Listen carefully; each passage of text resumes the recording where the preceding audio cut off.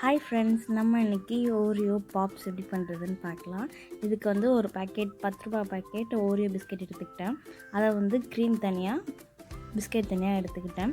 அந்த பிஸ்கெட்டை வந்து மிக்சியில் வந்து 1/2 கப் மில்க் போட்டு நல்லா கிரைண்ட் பண்ணிக்கணும். ஃபஸ்ட்டு பவுடரை ஆட் பண்ணக்கப்புறம் கொஞ்சம் கொஞ்சமாக பாலை வந்து ஆட் பண்ணி கொஞ்சம் பேஸ்ட் கன்சிஸ்டன்சியில் நம்ம அரைச்சி வச்சுக்கணும்.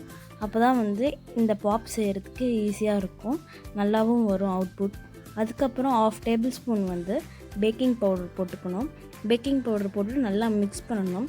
மிக்ஸ் பண்ணும்போது அந்த க்ளம்ப்ஸ் இல்லாமல் பார்த்துக்கணும், அதாவது கட்டி கட்டியாக இல்லாமல் நம்ம வந்து நல்லா மிக்ஸ் பண்ணணும்.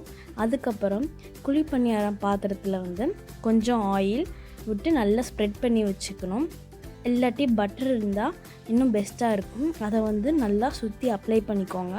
அப்போ வந்து இந்த மிக்ஸ் போடும்போது நம்மளுக்கு எடுக்கும் போது ஈஸியாக இருக்கும், ஒட்டிட்டு வராது. ஒரு ஸ்பூனாக வந்து நான் இதை போட்டு ஃபில் பண்ணிக்கிட்டேன்.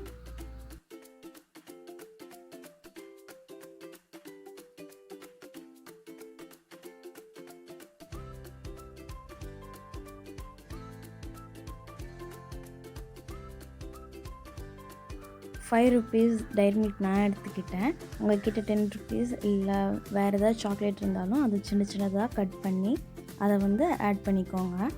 இதை வந்து இதுமாரி சின்ன சின்னதாக வந்து நம்ம கட் பண்ணணும்.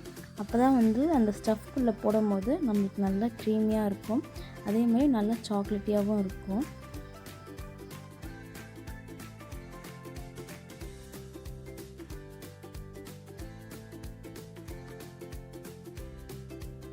இப்போது இதில் ஆட் பண்ணிக்கிறேன். இந்த இது ஒரு டைரிமில்க் தான் நான் எடுத்துக்கிட்டேன். உங்கள்கிட்ட வந்து ₹10 டைரிமில்க் இருந்துச்சுன்னா அது ஒரு க்யூப் எடுத்து ஒன்று நடுவில் வந்து ஆட் பண்ணிங்கன்னா இன்னும் நல்லா பிரேக் பண்ணும்போது நல்லா சாக்லேட்டியாக வரும். அப்போ இன்னும் நல்லாயிருக்கும்.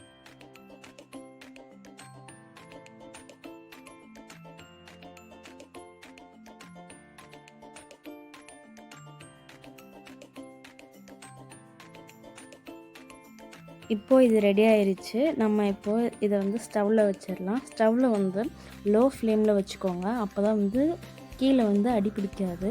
இது வந்து இப்போ நல்லா கொதிச்சு விட்டுருச்சு. இது வந்து ஒரு டூத் பிக்கால் நம்ம குத்தி பார்த்தா அந்த க்ரீம் லேயர் வந்து அந்த ஸ்டிக்கில் படக்கூடாது. இப்போது வந்து ஒரு 10 minutes to 15 minutes நல்லா பாயில் ஆகணும். நல்லா பாயில் ஆனதுக்கப்புறம் இப்போ நான் குத்தி பார்த்தோன்னே நல்லா வெந்துருச்சு.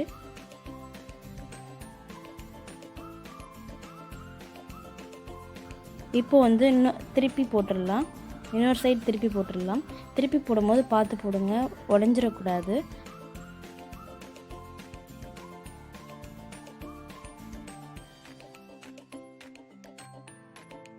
திருப்பி போட்டு ஒரு 5 minutes நல்லா குக் ஆனதுக்கப்புறம் நம்ம இதை ஒரு பிளேட்டில் எடுத்து வச்சிடலாம். அதுக்கு வந்து டெக்கரேட்டிவ்க்கு வந்து மைதா மாவு வந்து மேலே தூவி ஒட்டிக்கிட்டேன். உங்கள்கிட்ட ஜெம்ஸு இல்லை வந்து சாக்லேட் சிரப் எது இருந்தாலும் நீங்கள் அது மேலே ஸ்ப்ரெட் பண்ணி சர்வ் பண்ணலாம். இது கிட்ஸ்க்காக ரொம்ப பிடிச்ச டிஷ்ஷு. ஓரியோ பிஸ்கெட் எல்லாருக்கும் பிடிக்கும். இந்த வீடியோ உங்களுக்கு பிடிச்சிருந்துச்சுன்னா லைக் பண்ணுங்கள், ஷேர் பண்ணுங்கள், சப்ஸ்கிரைப் பண்ணுங்கள்.